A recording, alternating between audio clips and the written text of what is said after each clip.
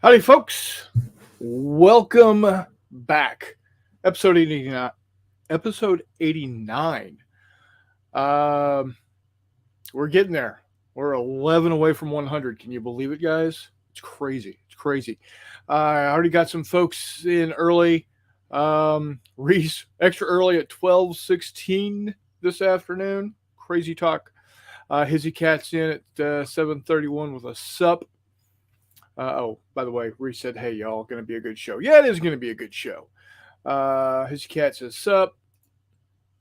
Charles, seeing evening gamers from beautiful San Diego. Reese responds with California cooled down at all. Apparently running low to mid 70s with night dipping mid 50s to low 60s. Winter has arrived in SoCal. He says no snow in our foreseeable future. Starting to finally get rainy and cool here in the Ozarks. Had our first freeze about a week ago. Yeah, we've been cold. Last week was cool. This week has been cool. It's going to warm up a little bit this weekend. It was really nice this past weekend. I was over in Kansas City, and it was nice. It wasn't hot, wasn't cold. It was windy as all get out, but is what it is, right? Let's see what else we got here. We've got Cindy saying hello. Hello, Cindy. Chuck says, not sure how wet our winter is going to be. We need rain, but at night when granddaughter is in class, I'm okay. Poor. Just don't want to be out driving in it, even if it's 4 blocks to school. Chuck also extends his hellos to Cindy. And Chris Long, eh?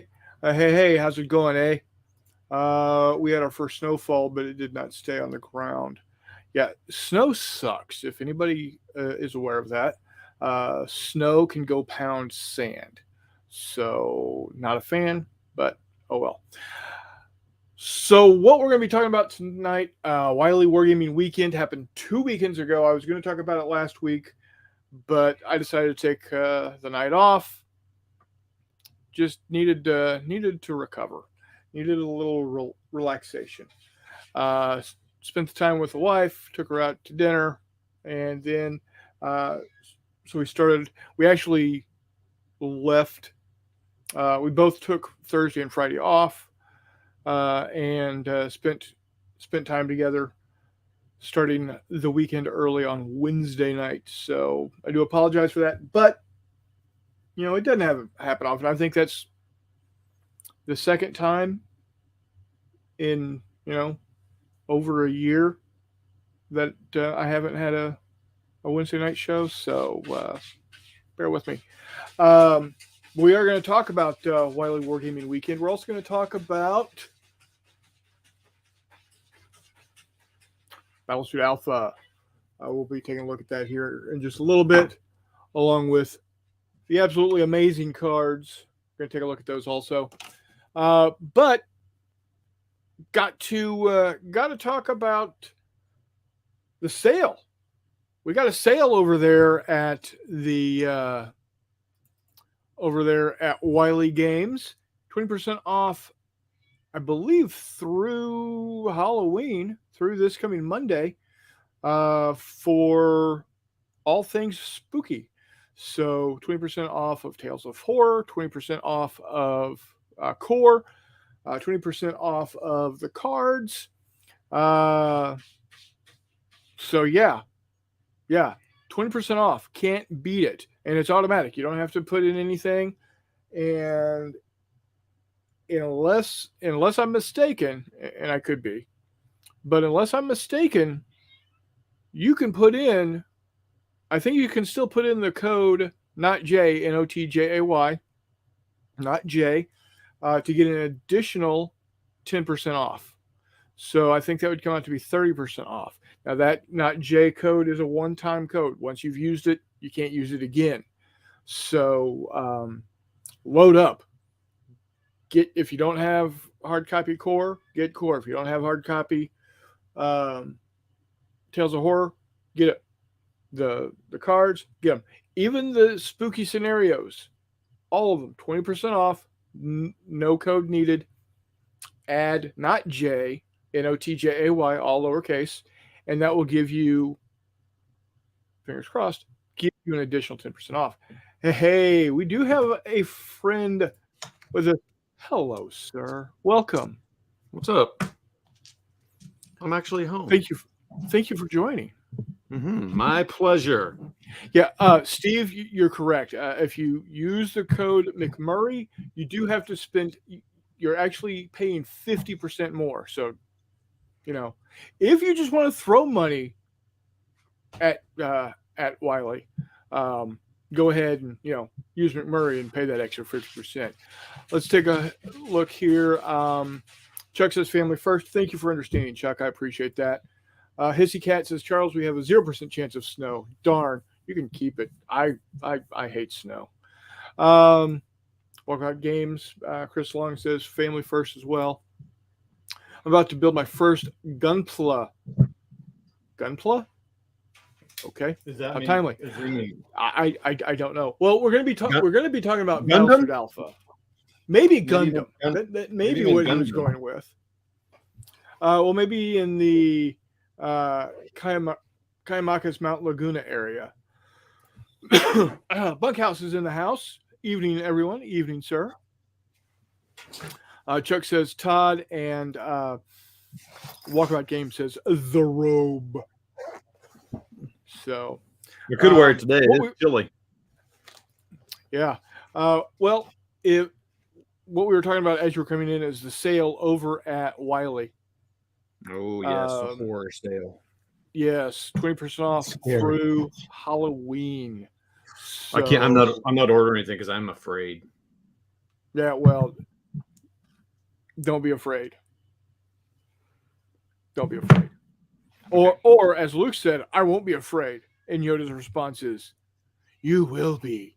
You will be." So, Hissy Cat says Gundam plastic models. Okay, yeah, Gundam plastic model. Good. Walkabout Game says I'm enjoying BattleSuit Alpha. Good. Now here's something interesting, guys. Okay, so, and I'm hoping y'all know I'm a homer for. Y'all know I'm a homer for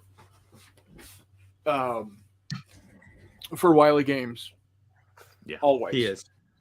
I'm going to talk about them always, unless I've got somebody else on. Like when I had Forrest Harris, I didn't talk about it that much, even though I could, because although they're competing to an extent, at one point in time, Jay Wiley sold the miniatures from Knuckle Duster as part of their Build a Gang program, which we're going to talk about here shortly. Also, he's got a new one going. Anyway, Clash of Spears, written by Alvaro and Francisco Urize. I know Francisco. I've gamed with him plenty down in Austin. He no longer lives in Austin. Obviously, neither do I. But he sent me a message saying that he's playing BattleSuit Alpha with his kids using Gundam plastic models. So it's a good set of rules when an author of a different set of rules is using the rules to play games. What he likes about it is that it is easy for his kids to pick up. His boys are maybe at this time, maybe 12, maybe 11, 13, somewhere around in there. So, yeah, Fistful of Lead's a perfect set of rules to get somebody involved in gaming that's never been in gaming before. Hissy Cat says he did get his copy of Point Blank. As you can see, I've got the box still sitting here. Walkabout Games, good rules, Clash of Spears. Yeah, I'm hoping to get Francisco on the show to talk about them, because Francisco's a good dude. I think Clash of Spears is a much better mid-sized ancient set of rules than SPQR ever thought it could be. So yeah, hopefully. And Wiley Game says high honor. Yeah, he's a good dude. He grew up in Argentina. He and his brother grew up in Argentina, and his father was instrumental in getting tabletop wargaming to Argentina. Before his father brought the hobby to Argentina, there was no gaming per se. I mean, you probably had some board games. You probably had stuff like that, but before really before his dad showed up after visiting America once, or England, or one of those places, yeah, they didn't have miniature gaming, and there's miniature gaming in Argentina now because of his dad. So it's very much in his DNA. So he likes the game. So let's go ahead and talk about BattleSuit Alpha. Since we've got the author watching, Yeah. Fistfuls led BattleSuit Alpha. Yeah. Quick and easy set of war game rules for mecha battles in the distant future. Now, that being said, I'm going to see if I can't use these rules for my Cold War games. So I'm buying my first X game in over 30 years. Well, it's on Kickstarter right now. Okay, yeah. Drop it in the text there. What you're getting, but this is much like Galactic Heroes. It is a standalone set. You don't need anything else. Because, and the reason for that is, the reason for it is simply because it's almost, or it is a mishmash. It's a crossover between between core rules, or Galactic Heroes, and Bigger Battles. And the reason I say that is, in Bigger Battles, each unit only you only get one action per unit. Same in here. You only get one action per model or per unit. So this dude here can only do one thing. Now, that one thing can be a multiple of different things. For instance, you can move, you can double move, you can move and shoot. If you move and shoot, you take a -1 to your shot. So whereas in regular Fistful of Lead, you can aim and shoot. Those are your two actions: aim, then shoot. You get a +1. With this, if you move and shoot, it's a -1 because you only have one action. You can also do the power slide, which is very, very mecha, very, very anime. Really cool option. I like it. But the other thing is, infantry is done up as three stands of guys, and whether it's 3 individual miniatures that you're making, or you got a stand of 4 or 5 guys, or whatever. It allows you to have those, those 3 guys almost act like a group of grunts in core or the other rules, but they can still be statted out like a regular unit with D10s, etc., and so forth. Walkabout also says BattleSuit Alpha is awesome, and 15mm have been, I'm assuming, stomping. Yeah. I think so too. Which is always good. It's always good to stomp the bejesus out of your progeny. Show them what's what. Yep. Let them know life's not fair early on. Mm-hmm. Looks easily usable for Star Wars vehicle combat as well. Yes, because not only do you have your stompy robots, you also have your flyers, your tanks, etc. So you could do your AT-ATs versus the T-47 snow speeders. You could do land speeder races if you wanted. Whatever. So I am curious. Oh, that's what Charles is asking about. I am curious what minis Walkabout's using.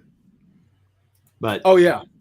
but Chuck's asking about what hex game he's buying. So Yes. he's buying. I bet he's buying that Civil War one.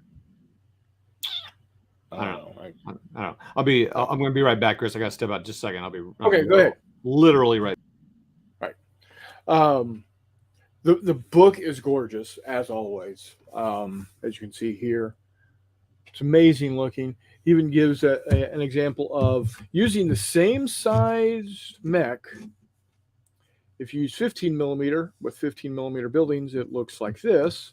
If you use 6 millimeter infantry with 6 millimeter terrain, it looks like that. Same mech, different perspective. I like that. Puts in there. You've got gives an example of your infantry stand, your light mech, your medium mech, your heavy mech. Light vehicle in this case is a flyer, and then of course you've got this heavy vehicle down here. Chuck says, "Yep, my mom kicked my backside when we played canasta. She showed no mercy." When I lived with just my mom, it was just her and me, living in Kansas City. She'd come home from work, and I'd have the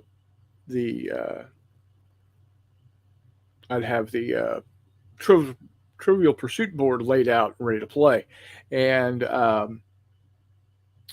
yeah, she kicked my ass in Trivial Pursuit quite often.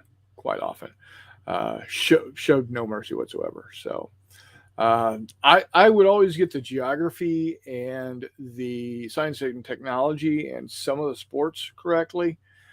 I could never get those stupid entertainment, the pink questions.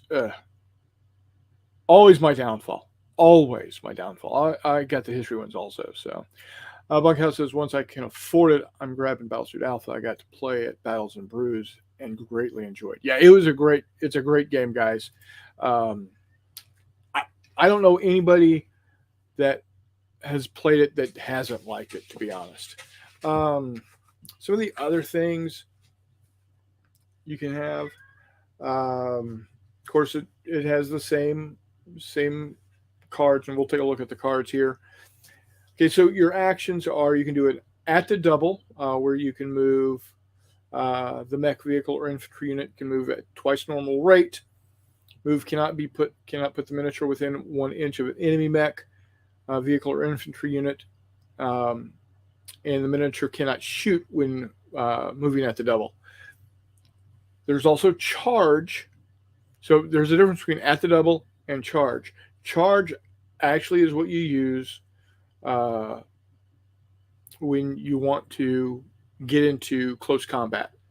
And you can move up to twice the normal rate, and gives you a +1 to close combat rolls in addition to any traits that that mech possesses.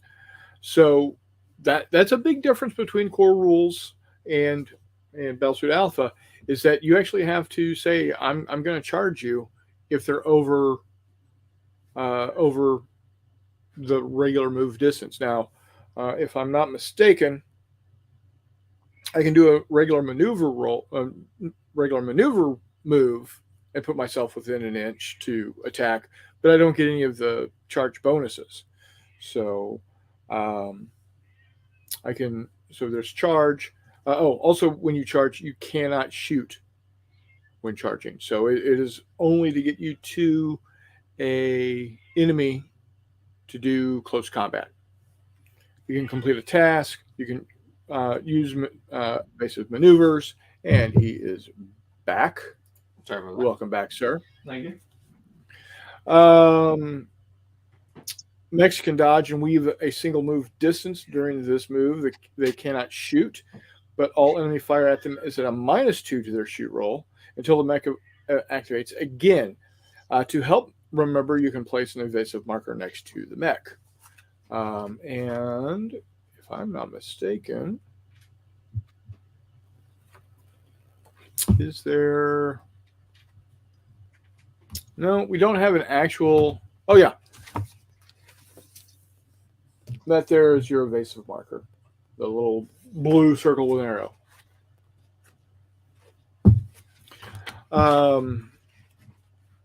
So yeah, it's a good set of rules.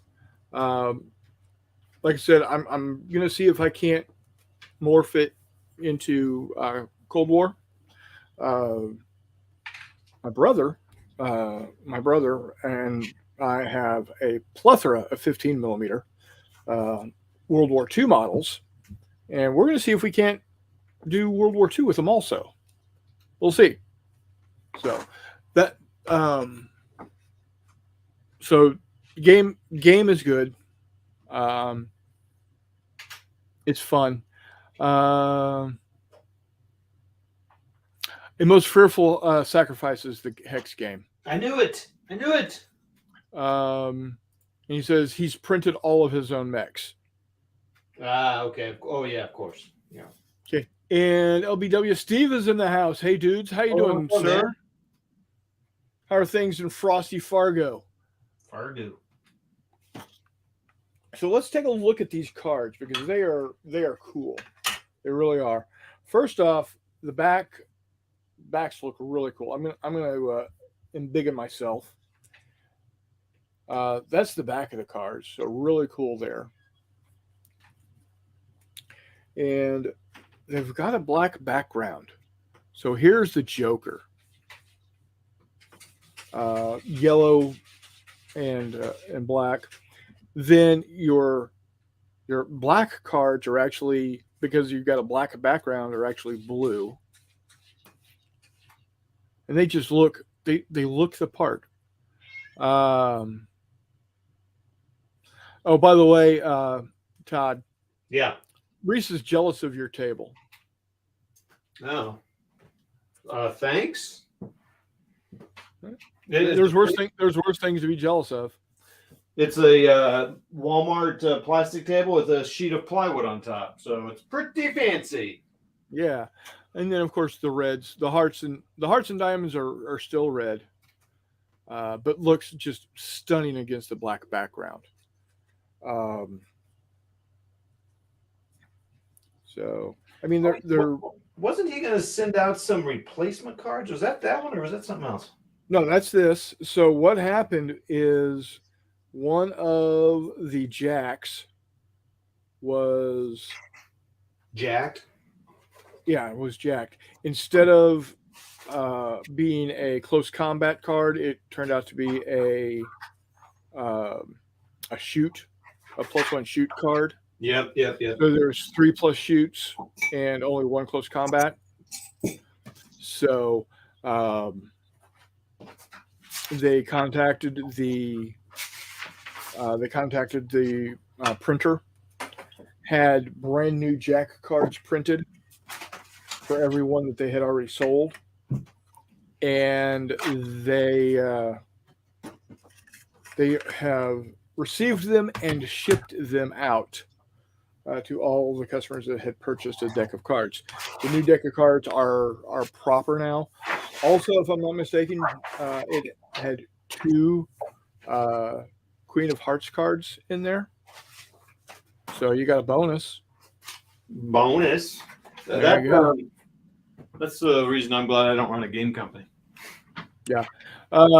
Steve says that was his bad. The Joker was his bad. You know what, Steve? If that's the only thing that's wrong with this, with the cards and the book, then you know what?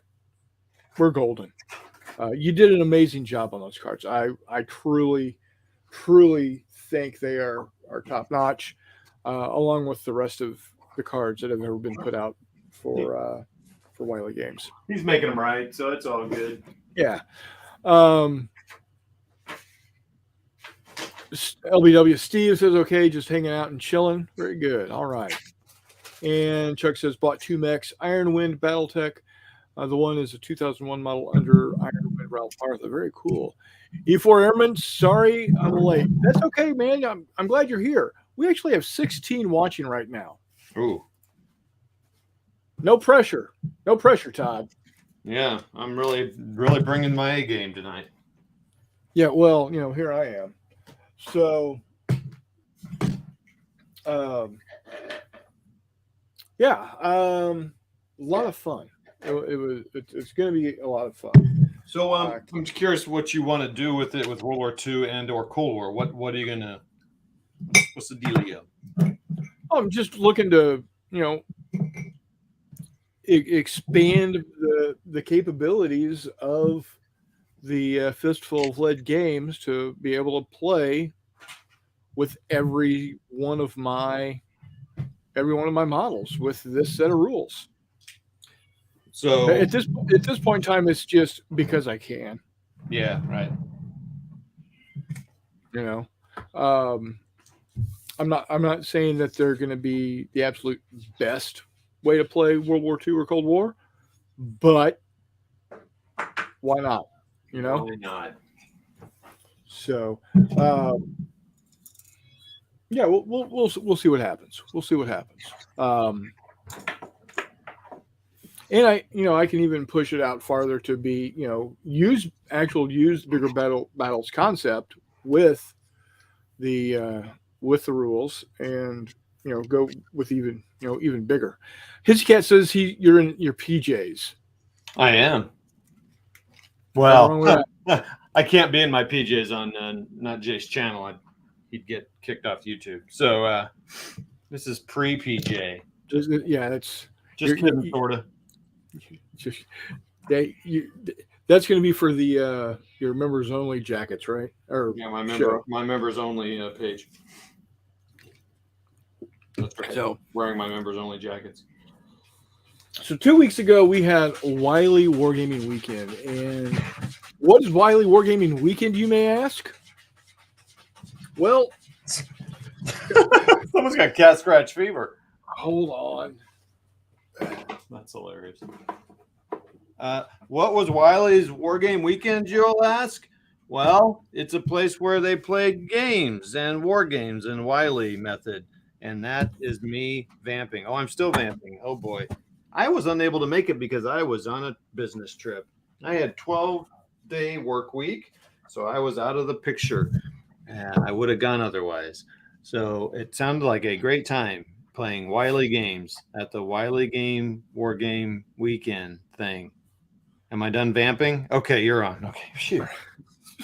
Sorry about that. Come here, buddy. Come on. Get up here. Where are you? Come here. Okay. This is the guy making all the noise. Say hello to Kent, everybody. What's up? What's up, Cat? All right, buddy. So, couple of years ago, Mrs. Wiley, the Baroness, Robin asked Jay what he wanted for his birthday, and he said, "You know what? I want to have a day of gaming let's have a day of gaming." So they found a place. It's the same place that we did Battles and Brews this year, and people came and had fun. And so we played all kinds of games. Like Jay says, it wasn't just Wiley stuff. And this year, he didn't run any of the games himself. Well, he just wanted to play the games. So not everybody that showed up,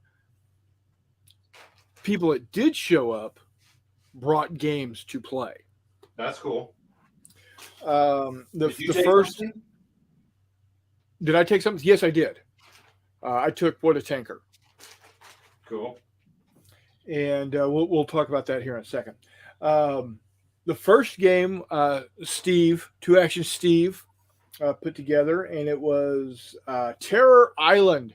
Oh, And each of the gangs were comic book or cartoon heroes from our youths.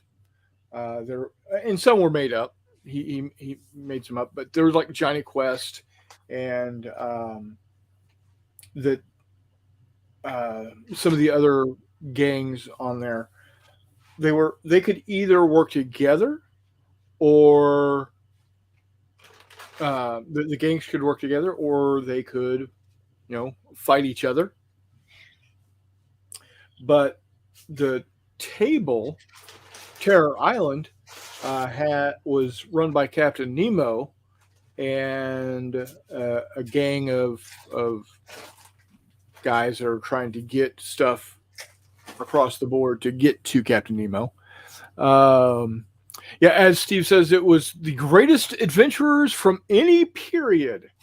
And it looked like I didn't get a chance to play it because I was getting my game set up. Also, he had enough players that I said, I'll step back and, you guys play. Unfortunately, Jay did not do well. He played Nemo and his minions, and as he puts it, he got killed by kids and dogs. So literally, Nemo and his crew got taken out by Johnny Quest and Bandit and Haji, and there was another group that had some Dobermans or Rottweilers or something that just beat the hell out of them. So fun was had by all, I believe. Marshall, who is Jay's son,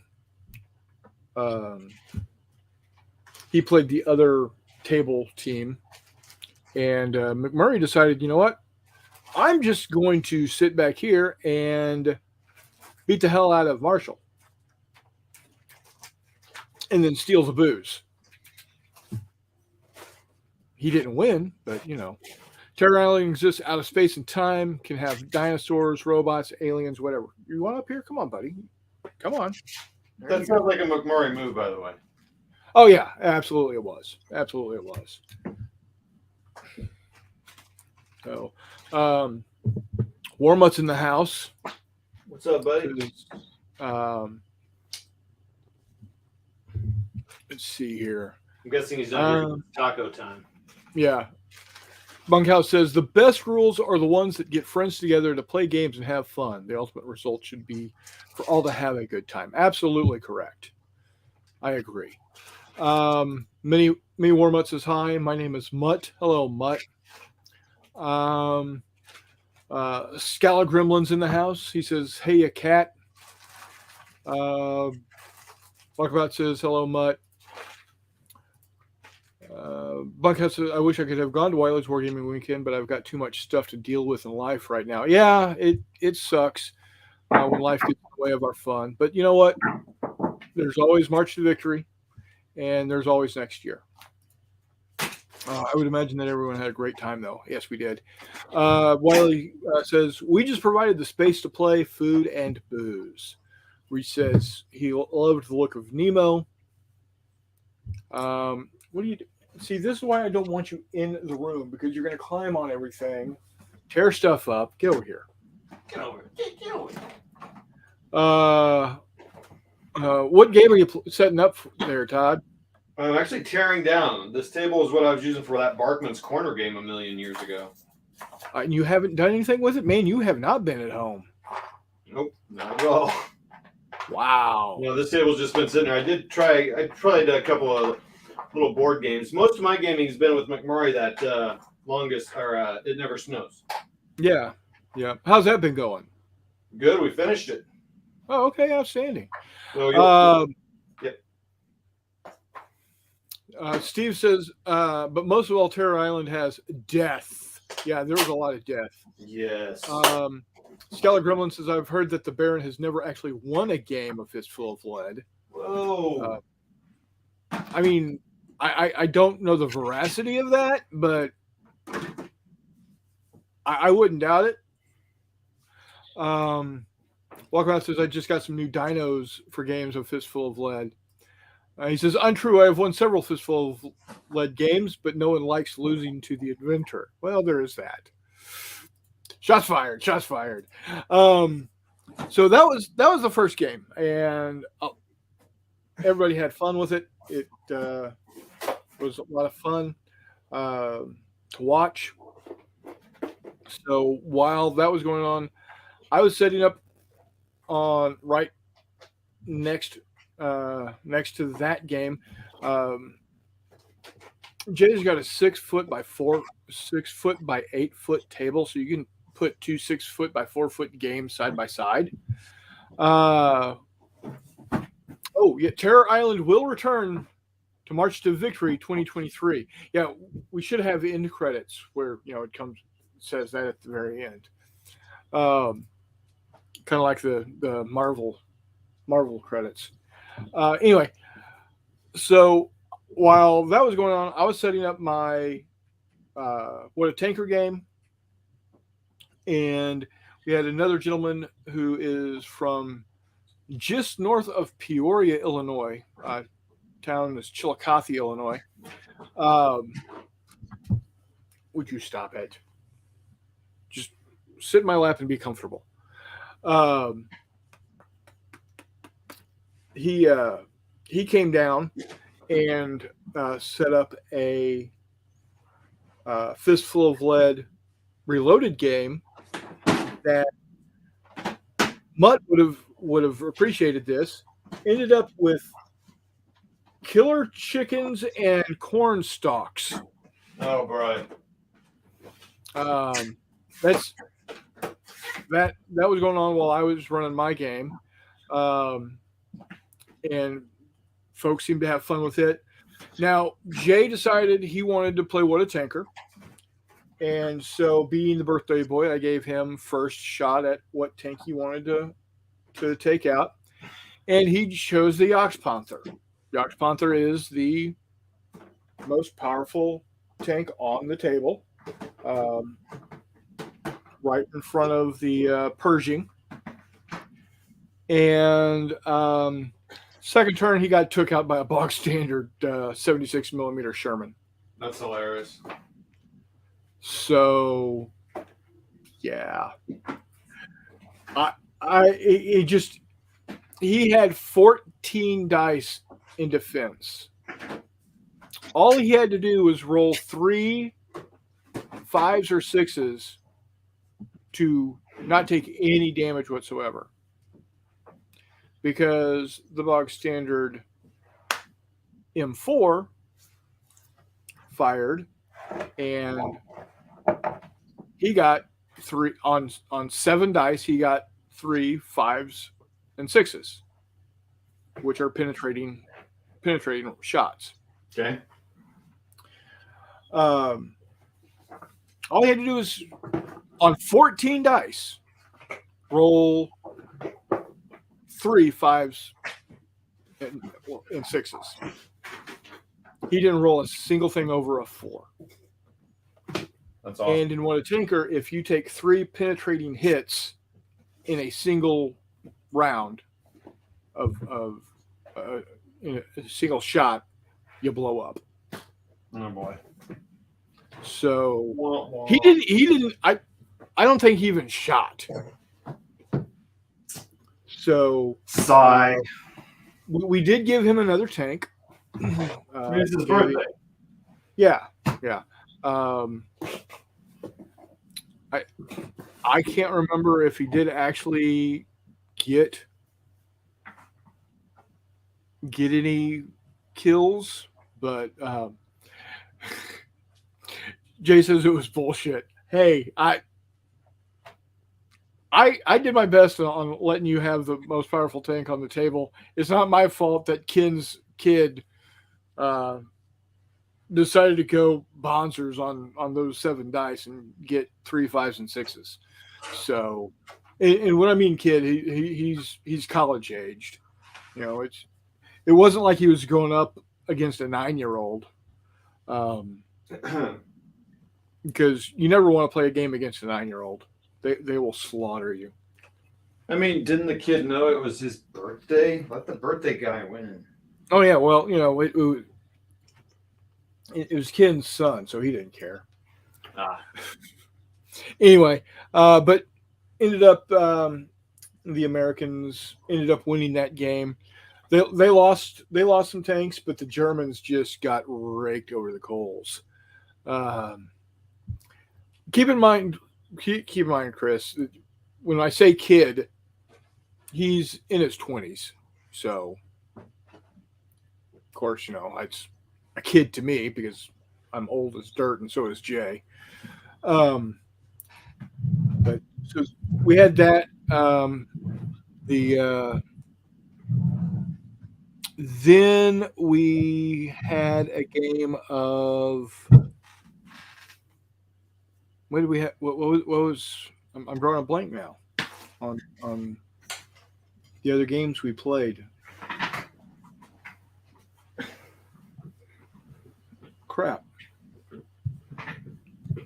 Logan wanted to kill me because it was my birthday. There is that. There is. Yeah, that's true. So, I'm drawing a blank on. I don't know. I wasn't. Now Ken had brought a game that he's been working on. Oh yes, that is why Logan, Jay Wiley killed Logan's first D&D character.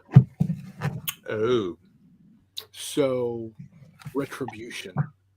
Yes, War Master. We played War Master. Oh yeah, I would have played that if I had been. That was the one I was excited about. War Master is a fun game. Now, there are a plethora of games out there that are based off of War Master, and that is the one that y'all probably have heard the most from us is Cold War Commander, Blitzkrieg Commander, and Future War Commander, which is now produced by Pendragon. Same basic rule set with some variation. It's not bad. I enjoyed it. I give my buddy Joel a hard time about it because some of the rules are a little screwy to me, but that's going to happen.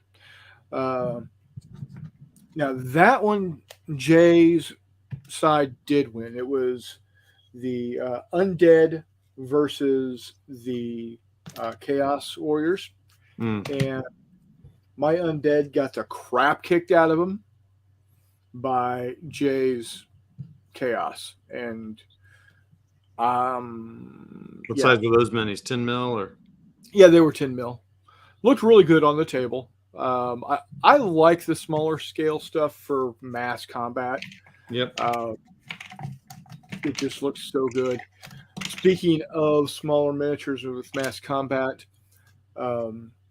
Jay and Steve are planning on a 15 millimeter game of Galactic Heroes using Space Marines. So that's going to look cool. That's going to be at March to Victory. Oh, cool. Chris Clucky did come to Wiley Wargaming Weekend also. He, however, did not bring his 54 millimeter French and Indian War. What he did bring was his 6 millimeter North Africa micro armor. Oh, that's cool. And those were fun to play with. I got the crap kicked out of me. Like a fun weekend to watch you get stomped. Yeah. So at this game, I had the best tanks on the table. Chris Clucky had the worst tanks on the table. And he I rolled up on him and he blew me out of the water. Okay, it's Jay and Ken, not Jay and Steve. My apologies, Steve. I'm sorry. Yeah, smallest he paints is 28 millimeter. So yeah, it was a fun little game. It's like a $7 PDF from this one guy, and this is strictly North Africa, 1941, 1942, before North Africa, the invasion of by the Americans. So there's only British, there's only Germans. The biggest, baddest tanks the Germans have are the Panzer IVs. The biggest, baddest tanks that the British have are their big 6-pound cruiser tanks. So, and what's the rule set? For the life of me, I cannot remember. But actually, they'd be right up your alley. Is each stand a platoon, company, squad? Each stand is, and it's only armor. Oh, really? Okay. Yeah. At least I think it's only armor. I didn't see any rules for infantry. There might be rules for infantry. We just didn't play with any. Okay. Each unit was 5 tanks. Each model was a individual tank, from my understanding. Tank game done by Dan Mercy of Lion Rampant fame. There you go. Okay. Dan Mercy, Lion Rampant, and these are his armor rules. Cool. Had some fun. Like I said, got the bejesus kicked out of me. He had little Panzer IIs. Oh, that's funny. And he just lit me up because he was rolling like a demon, and I couldn't get the roll for the life of me, which is my life. I'm just really sorry I couldn't make it, so I couldn't watch this disaster. Slaughter is the word you're looking for. Okay, because it was. Sorry, I couldn't be there for that. It was harsh. Hey, do your best if you don't march to victory. That's all I ask. You're probably got some sort of thing in Schenectady or some shit. Probably. So, but yeah. And then, like I said, Ken brought the game that he's been working on. As in he's writing his own rules. Oh, that's cool. And it's a single word title, and it's Armored Storm is the miniature, the micro armor game. Armored Storm. Oh, okay. Let me pull Storm and Mercy.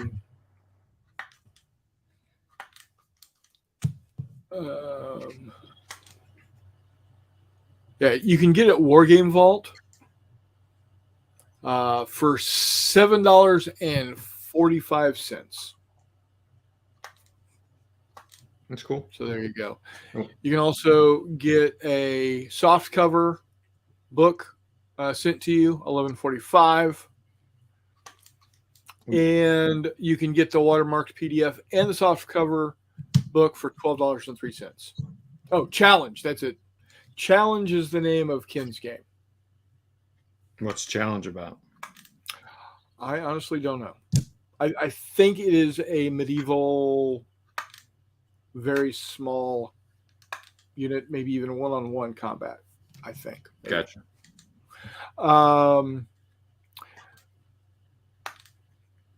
E4 Airman wants to know, what brand of light do you use?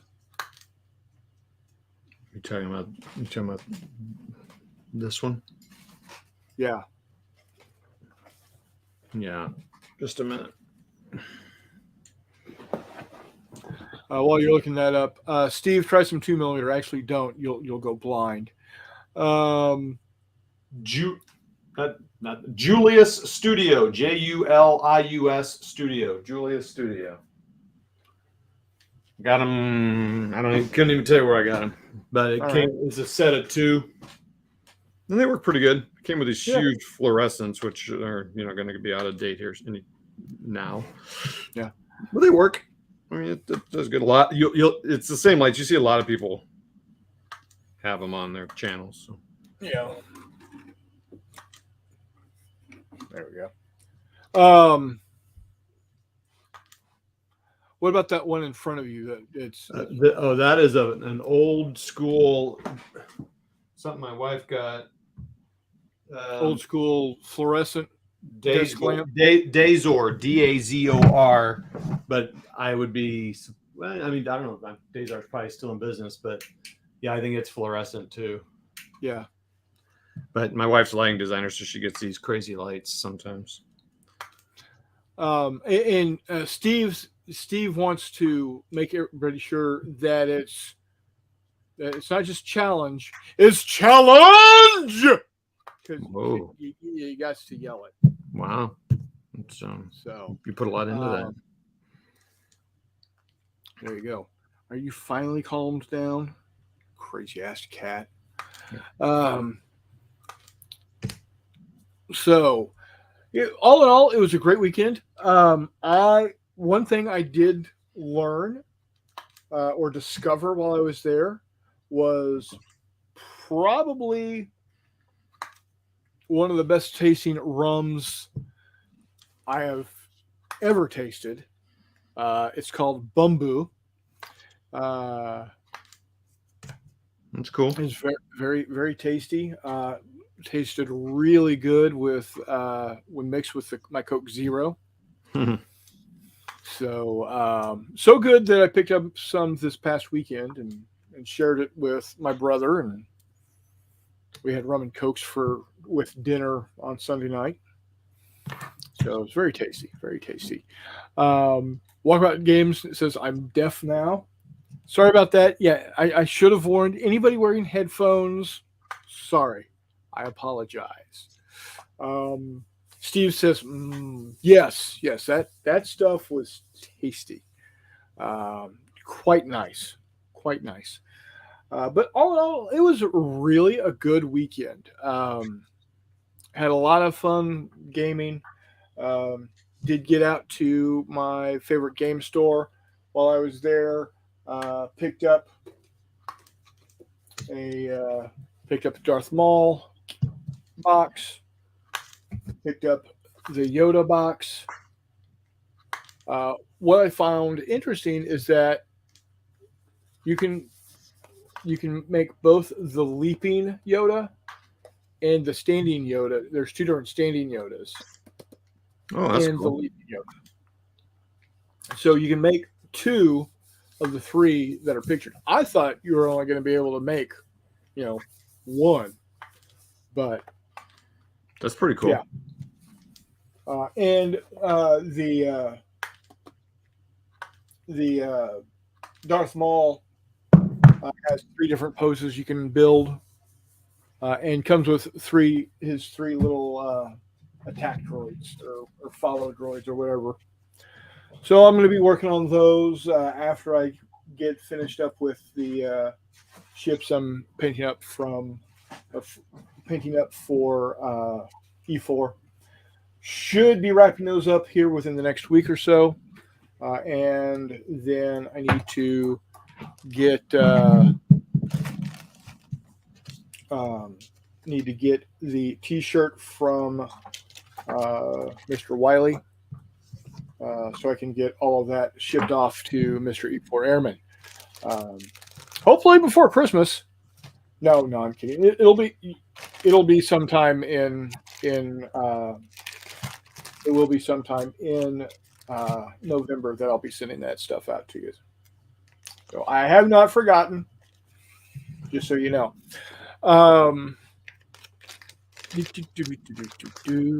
Reese says, Chris, you'll be proud of me. I'm building 2 ship models, 1700th class Fletcher and Hibiki. Very nice. Very nice. The Fletcher being the consummate World War II destroyer, being that we built, Jesus, I think over 300 of the damn things. And the Hibiki, also known as the Fubuki, are the consummate Japanese destroyer with the long lance torpedoes that were a terror to all American shipping. So yeah, you're gonna have some fun with those. You really will. What have you been up to besides being away and working? Like I said, playing that Market Garden game with McMurray. We finished it, so I got to put out the last turn video and then the summary. Spoiler alert: we took Arnhem. The Allies took Arnhem, and we stopped it 4 turns early because the Germans weren't going to be getting many more replacements. So it was going to be really tough for them to cut supply, and they weren't going to take Arnhem. So that's the only gaming I've did a trade. I've done some little things like that, and I need to put some games up for sale. Because the leases are up. And as you saw, I needed to get the tailway. So it's one of those deals. You're away from home and got a lot of work and stuff going on. Like someone said, life's got going. So now I can kind of get back to it. Where are you, cat? I'm right here. No, not you. Oh, your cat. Are you making noise? Why are you making noise? You want to get out now? Is that what it is? You're never happy, are you? You are never happy. Come here. Say hi to everybody again. Yeah, he's a good boy.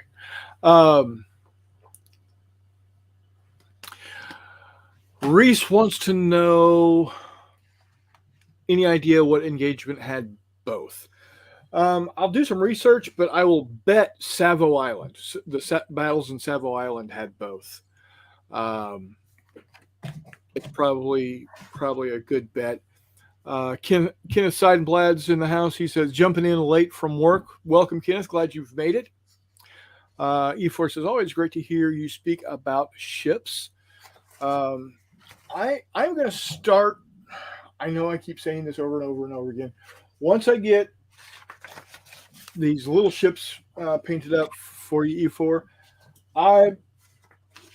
I'm going to do a video on painting up this guy. It is the Queen Elizabeth class, specifically HMS Warspite. So I'm going to make a video of getting her painted up and giving a little history on that. At Recruits, I ran into John Russell, who is the American. What's the term I want to use here? He's the American distributor for Warlord games. He's in charge of promoting Warlord games, and I thought that was what's his name? Yeah, John Russell. Yeah, is that who you said? Yes. Oh, I totally heard a different name. That is hilarious. Okay, that's cool. John Russell. Yeah. So I ran into him at Recruits, and I showed him my videos that I had done. He said, "Send me a link to them. I'm going to forward them over to headquarters and see what they think." Well, apparently they thought enough that the guy in charge of marketing told the guy in charge of social media, "Hey, let's slap some of these videos up on our social media because although the paint," he says, the paint jobs, these aren't words verbatim, but basically the paint jobs aren't the greatest, but they're decent, and they like the concept of watching the paint job being done along with the history of the ship that I'm working on. And he said the other nice thing is he's, again, not the exact words, but very confident of what he is doing and not waffly at all. So that's cool. I figured, you know what, I need to get myself back to doing those videos.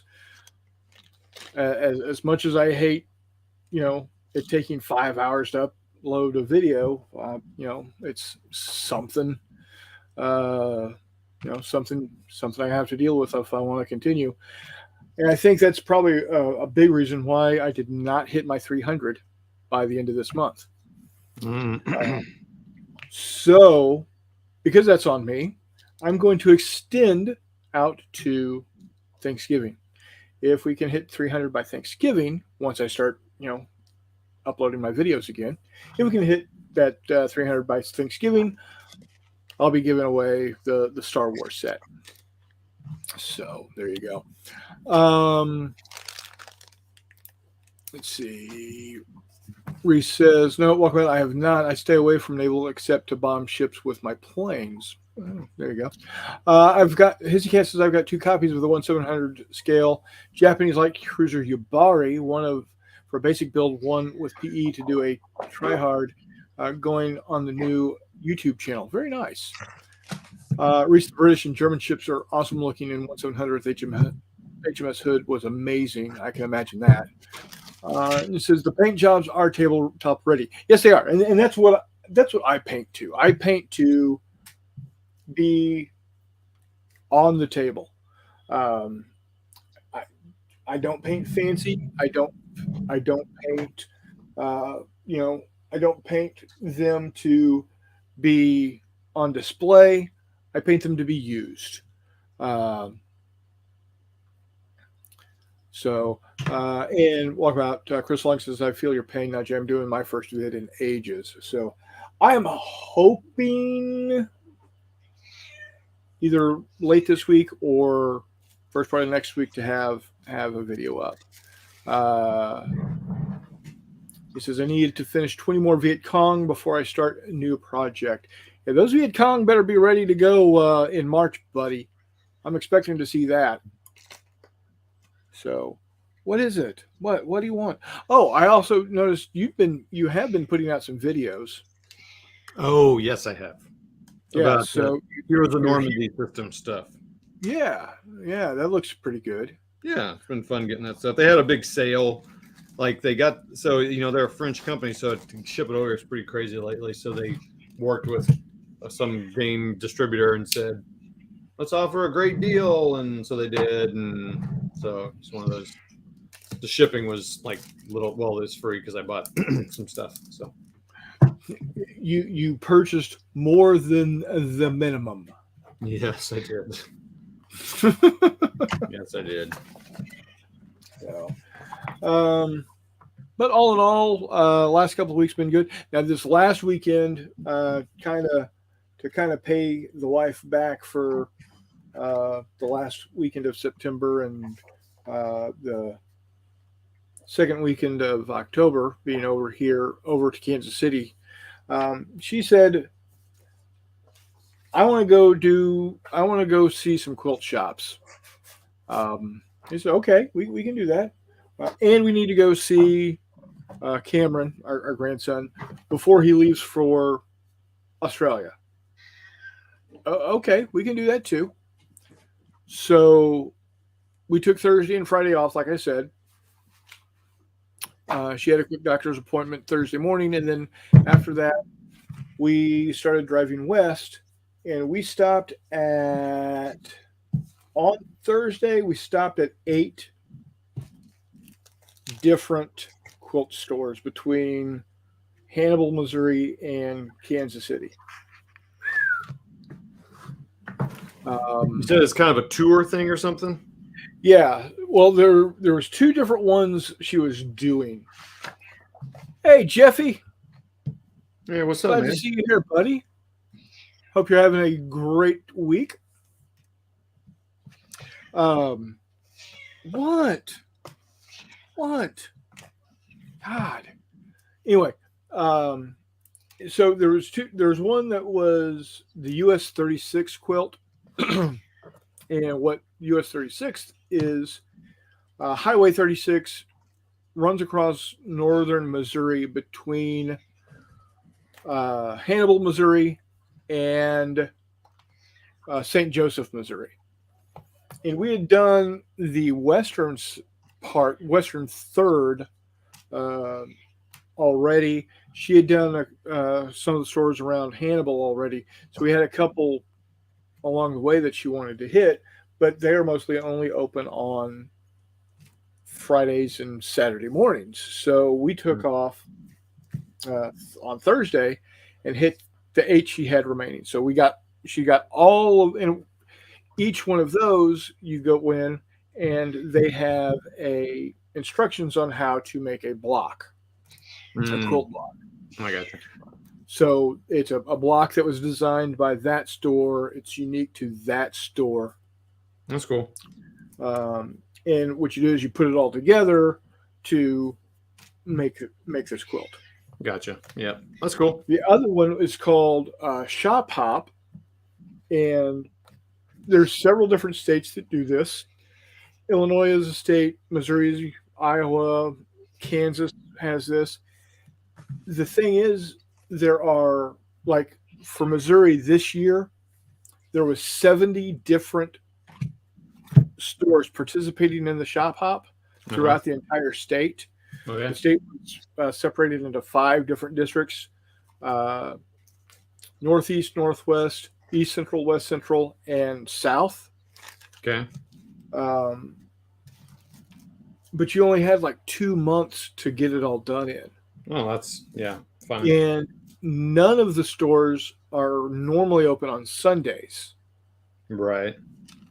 So what they did, if you are one of the stores that participates, you have to agree that for 2 weekends that are chosen for your particular area, your division, as it were, you had to be open at least for 4 hours on Sunday, on those 2 Sundays that were chosen for your area. Gotcha. Wow. So she got North Central or not North Central. She got Northwest and Northeast areas completed. We did 5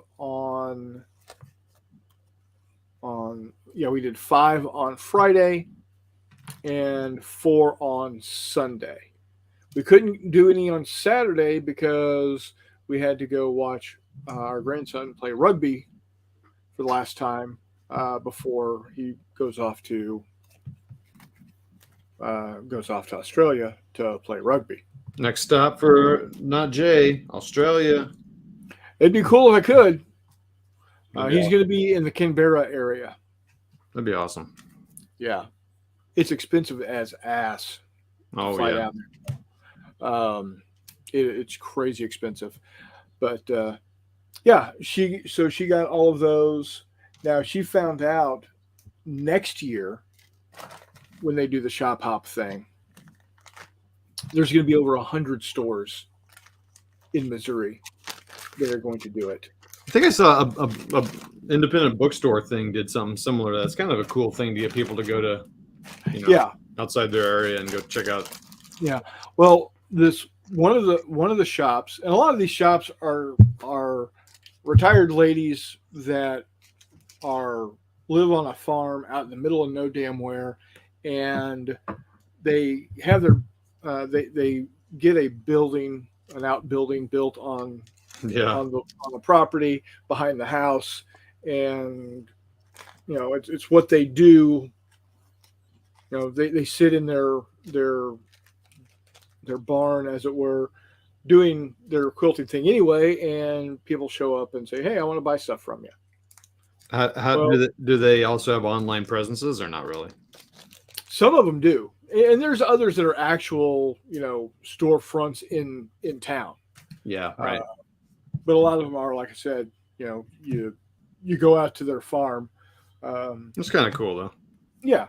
Anyway, one of the shops said that the first weekend that Missouri was doing the shop hop, a busload of ladies from Utah showed up. Oh my gosh, that's hilarious. So that it's a thing. It's Yeah. they load up on this bus, drive in from Utah. do the whole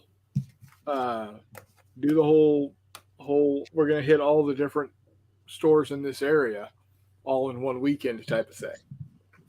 So, and then she also met a lady who had just finished stopping at her 70th store. So she did all 70 stores in that 2-month period in Missouri. Did you guys stay somewhere, or were you able to go home at night? So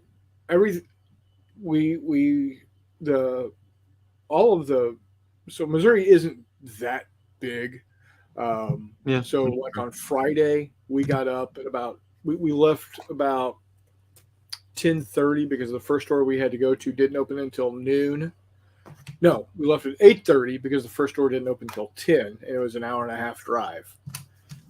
And then we had 6 stores that day.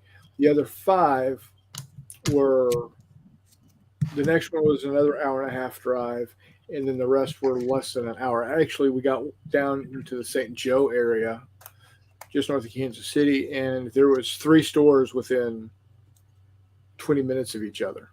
And what are they carrying? Like, what are they selling? Fabric.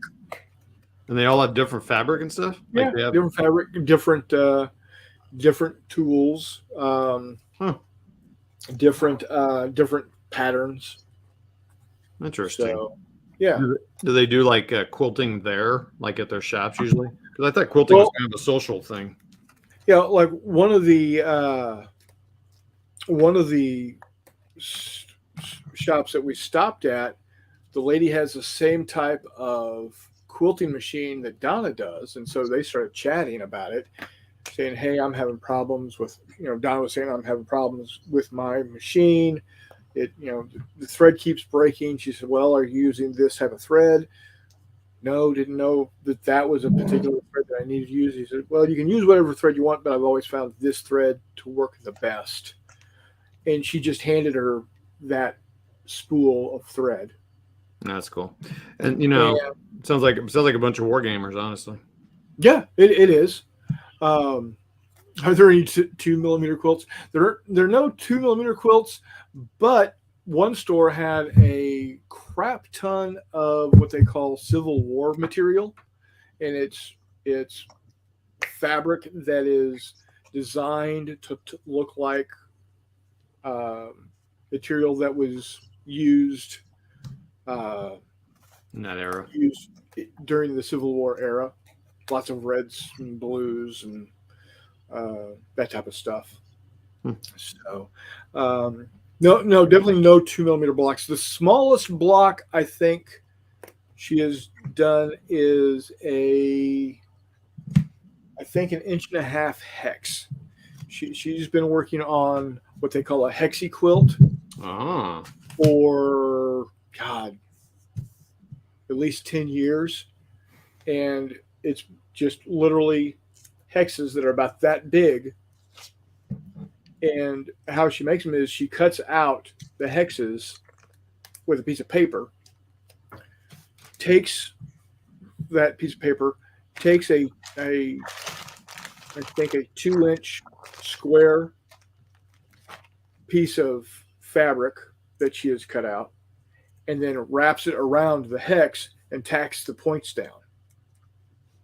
And then when she's done with it, she rips the paper out, and she then sews those little hexes together, and you So- eventually have a quilt. Sounds like she needs to make you a map. Yeah, she does. If you're a sweetie. Yeah. So yeah, it was. I mean, it was good to be. We don't get to spend a whole lot of time together because I work, she works, and by the time we get home, we're tired and we Yep. want to do our thing, relax. Relax from and release the stress from the day at work. Yep. And then weekends are we always have something going on. So it was. Hi, buddy. Hi. Yes. Thank you. No, that's kind of cool thing to do, especially you get to go around and see part of the state and stuff. So Yeah. Nice. Yeah. So well done. Good husbanding there. yeah. Yeah, I don't complain about husbanding like Warmutt does. His wife's not watching. Oh, you know what? I bet she's not. Yeah, probably not. He's probably not even watching. He's probably stuffing his maw full of Ice cream. tacos. It's ice cream time now. Oh yeah, it would be ice cream time. So, let's see. Ow! Ow! Ow! Dude, I don't want kill to. him. I can't tell Chucky what I'm working on right now, so we have to keep it secret. So Let's see. he won't like it. Where he says, my family has heirloom quilts my great-great-grandmother made in the 1880s. Oh, very cool. Oh, that's cool. Yeah, guys. Go check out Hexy's AMFS playthrough. Can't remember being that excited over a game in a long time. Yeah, go check it out. He's Hex to Hex on YouTube. Check his channel out. He's a Civil War guy. You will not be disappointed. If there is something Civil War related that he doesn't know, It's not worth it. yeah, exactly. It's not worth knowing. American Civil War. Let's be clear. That game looks really cool. I mean, it's a second edition printing is what they're doing. So there's a Kickstarter right now. That's what Walkabout Games is talking about. So because it's kind of a small print run deal, and it looks awesome. How big is the map? Either one of you guys there? It's humongous, and it's done by Rick Barber, and he does his maps in a hand drawn. I almost want to say crayon looking style, but I don't. That sounds bad. But it's the way he like colored pencil maybe is probably the better. Yeah. Way. And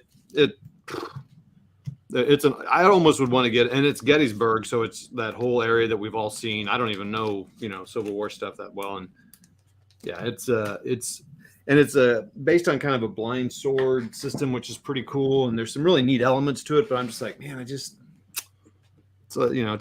however much it is, and I don't know how much I'd play it.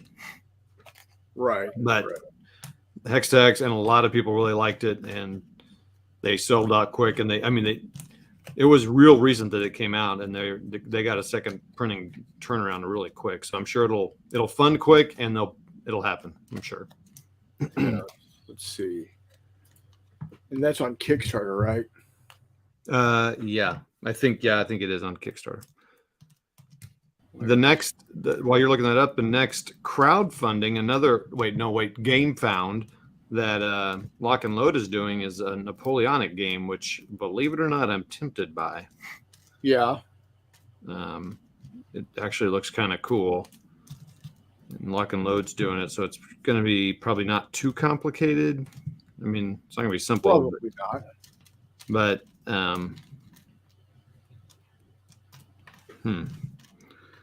so I don't know. We'll see if how much it's going to cost, and if I'll really do it or not. But let's see. Scala Gremlin says, unfortunately, I got to run, but we'll catch the rest of the stream on replay. Good night, guys. Thanks for dropping in. E4 Airman says the map is a piece of artwork. And Hex to Hex says it's 15 square feet. Come on, bro. Is it 3x5, 4x4.5 or something? No, it wouldn't be 4x4, but yeah, is pretty amazing. And that game company, Flying Pig, they do old school tactical, and all their maps are huge. I don't know kind of why he's going down that route, but they're all humongous. So What's the name of it? I know AMFS, but what is A most fearful sacrifice? And it just went up today. And I think there was, maybe he's already ran out, but there was I think a discount or something for the first few, maybe, or something. It's 111%. It's 111% done. Yeah. Pledged 18. They wanted 18,000 as the goal. 20,153 is what has already been pledged. Second edition of the entire Battle of Gettysburg played out on a 15 square foot map. I love how they say that. Signed by Herman Lutman. Give me the friggin' dimensions, man. I don't need square footage. Well, I need to know what kind of table I need. That's what I'm working on. That's what I'm working on here. I think they've always talked about it because it's pretty impressive. Anyway, so that's 8.5. Oh, wait a second. No. Let's see.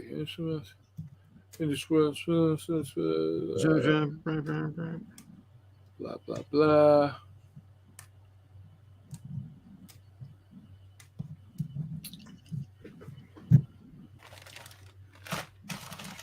Hex, all I need to know is it has big hexes. Oh, thanks, Jeff. There you go.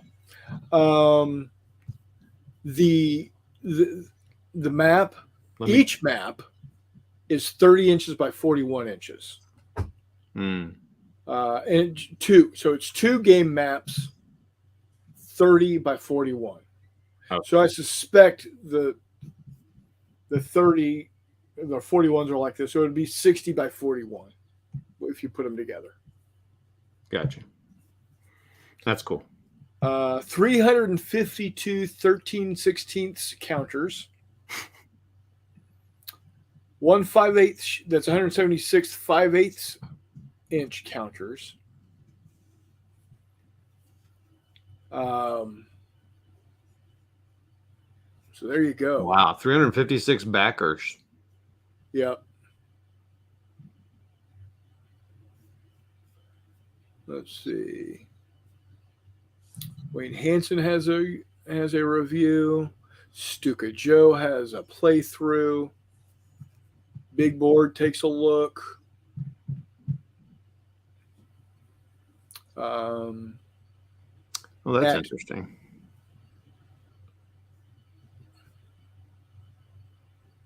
Oh yeah, so they had a early pledge. I never get the early bird pledges, but it's only $10 a lot less. So, the first stretch goal is a neoprene border strip, great for defining the battlefields that don't use the entire map. Yeah, they love those strips. He does that strip. At 22,000, they get another one for the Yanks.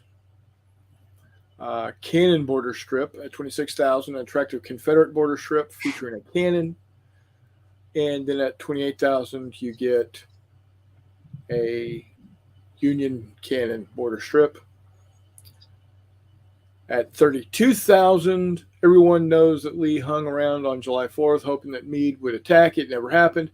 But in this variant, it will. Meade attacks as a complete day 4 scenario, stuff full of what ifs like rain, force locations, and more. A day 4 scenario. Only shipped to the U.S. and Canada. Yeah, it's because they use I think it's a hardback board and it weighs a ton. It's like a huge box.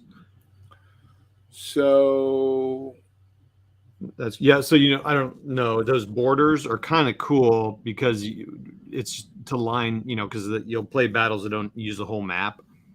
So instead of because you don't have to.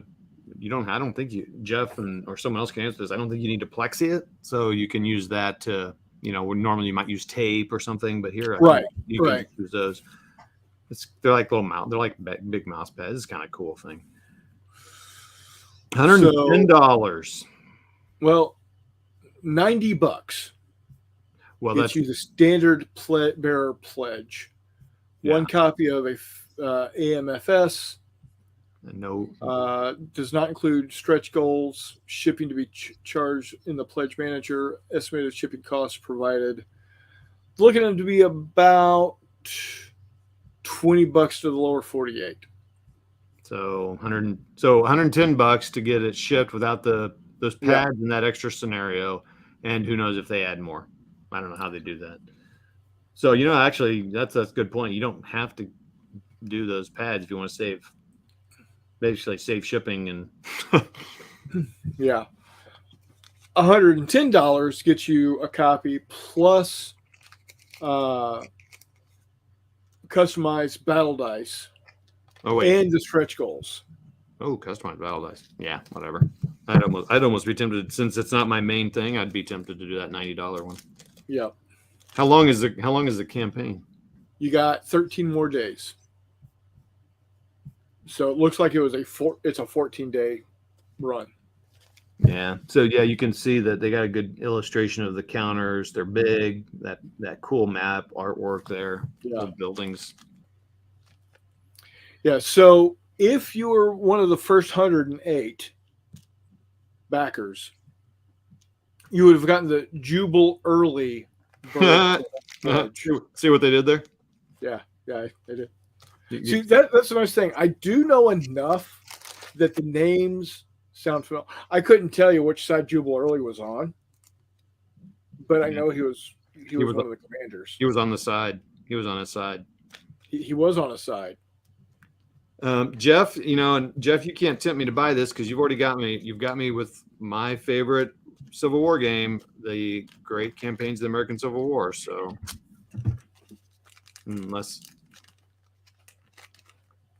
I'll tell you, the blind sword system is pretty cool. But this is a little different because it plays at a bigger scale. It's got cards too, I think. It's definitely takes some discipline with all these cool new games that come out to be like, you know what? I don't need that. Yeah. So there you have it. Your Kickstarter update. Fearful Sacrifice. Now, who? I'm on the cover. I'm seeing a Texas flag, and I'm seeing, which obviously means it's a Confederate line there. Who is that general at the front, or the commander at the front? And that's not a question to you, Todd. That's a question to, maybe you need to share your screen to the guys out there. Hey, Chris, Walkabout, are you a big American Civil War person? Do you have a lot of, do you play that in miniature often, or is this just kind of a dabbling interest? Or I'm just curious. Okay, it is Hood. Okay, that I thought it would have been Hood, but at this distance or the size of the picture, it could have been any of them because they all are gray-haired and have a beard. It could have been Trunk, not Hood. Oh, sorry. Hood. What did I ask a question? Oh yeah, Chris, I did ask him a question about if he plays. I guess since this is his first text game in 30 years, it's maybe does he play miniature? Well, that's cool. Yeah, that map's cool. Anywho. Yeah, the map, what I'm seeing is it's very colorful. Oh, my goodness. Yeah. Yes, I have ACW in 28 mil and 13.5 Warlord Epic. And so do you just play it in, you just use, gosh, what's it called? What's Warlord's War Master? Black Powder? Or do you play a different rule set? What are they naming Fort Hood now? Your mom? That's a good question.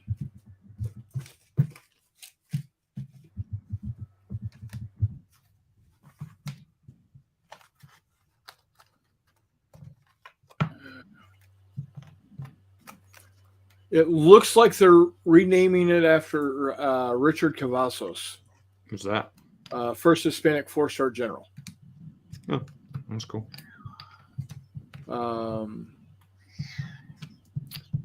It will take place on January 1st, 2024. So it'll be Fort Cavazos.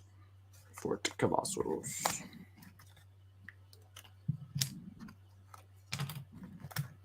Where is that located? Fort Hood is basically halfway between Austin and Dallas. So Austin was where I was for that business trip. So Yeah, I know.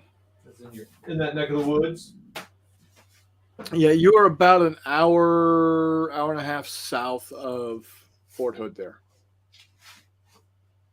Yeah, Bragg is now being called Fort Liberty. Fort Liberty. Yeah. It sounds very liberty. All right. What did I do with that thing? Yeah. Fort Hood is gargantuan. Oh, is it really? Yeah. It is headquarters of. Well, let me Wikipedia it. Because where are you, Wikipedia? There you go.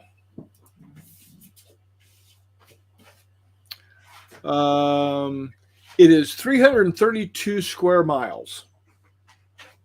don't give me square miles. I want dimensions. Oh, sorry. Nice. I just want to be consistent. I just want to be consistent. It's 3rd Armor Corps, 1st Army Division West, 1st Cav Division, 36th Engineer Brigade, 13th Sustainment Command, 3rd Cavalry Regiment, 1st Medical Brigade. So yeah, its biggest. It's best known for being home of 3rd Corps, 1st Cav, and 1st Army. Okay. So, actually 3rd Armored Corps. The 3rd Corps is now 3rd Armor Corps. So,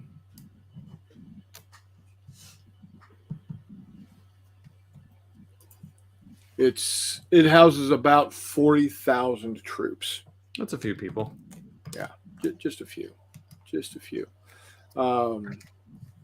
It's like I said, it's about an hour and a half. Actually, it's about halfway between Austin and Waco. Sorry, about halfway between Austin and Waco. About an hour north of Austin.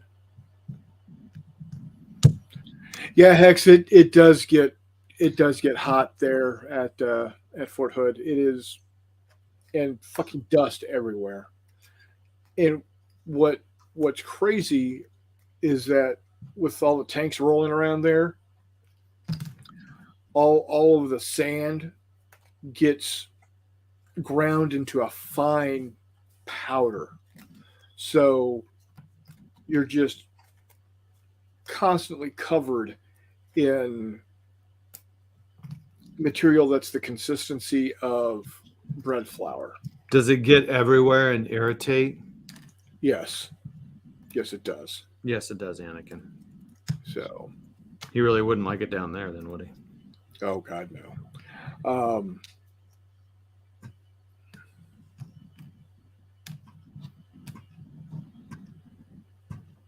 Has a little Star Wars humor there for the audience. So I'm here all night.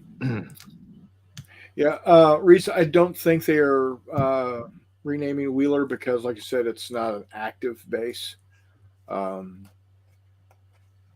So yeah, eventually, I think there's 13 or 15 different posts that are getting renamed. All of them in the South, for obvious reasons. I asked my brother about it, and he said, and he was stationed at Bragg when he was with the 6th PSYOP Corps. Bragg. And he said, honestly, it doesn't bother him. So, yeah, there you have it. Yeah, the dust gets stupid. I spent a week there for live fire. When my dad was in the National Guard, in the Texas Guard, 49th Armored Division. He would either go to Fort Hood or Fort Bliss, which is north of. It's Fort Bliss, Texas, but the majority of the post is in New Mexico. Oh, is it really? That's yeah. The reason why it's Fort Hood, Texas, or Fort Bliss, Texas, is because the buildings are in Texas. The exercise area is all up in New Mexico. Oh, that's interesting. Yeah, cool. But it's either place you go, you're in a hell pit. So, anywho, well, guys, I think we're going to go ahead and call it a night.